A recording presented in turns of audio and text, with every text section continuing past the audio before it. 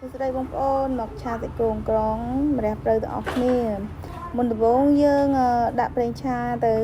ដាក់ឆ្នាំងក្តៅបន្តិចមកដាក់ប្រេងឆាដាក់ខ្ទឹមចូលមកបំពងវាឲ្យឈ្ងុយបន្តិចមកបងប្អូនហើយយើងបំពងវារៀងនេះហើយយើងដាក់ស្ករបន្តិចរបៀបគ្រួសារខ្ញុំដាក់អញ្ចឹងមុនណាបងប្អូននឹងគ្រួសារបងប្អូនដាក់មិនដែរមកតែធ្វើតាមនេះទៅដល់ឆ្ងាញ់ទេបងប្អូន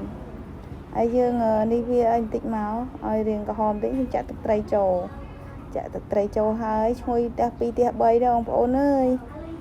តបមកចាំយើងចាក់សាច់ចូលត្រឡប់វាសិនណាបងប្អូនឲ្យវារៀងសពប់ទៅចាំយើងថែមគ្រឿងយើងដាក់វារៀងសពប់បន្តិចមកចាំយើងដាក់គ្រឿងចូលយើងដាក់រ៉ូឌីបន្តិចមកបងប្អូនយើងដាក់រ៉ូឌីហើយដាក់ប៊ីចេងយើងដាក់ប៊ីចេងបន្តិចមកដាក់គ្រឿងស្រាលបានហើយបងប្អូនព្រោះឲ្យក្រងយើងក្រងត្រាំហ៎វារៀងប្រៃបន្តិចហើយដាក់អំបិលចូលបន្តិចទៅហើយយើងត្រឡប់វាមកឲ្យវាចូលជាតិមកឆាត្រឡប់រៀងមកធូរហើយ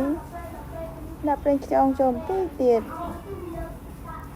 ហើយយើងឆាវាមកបងប្អូនយើងឆាវារៀងរបៀបឲ្យវាឆ្អិនល្អបងប្អូនតែសាច់គោគេយក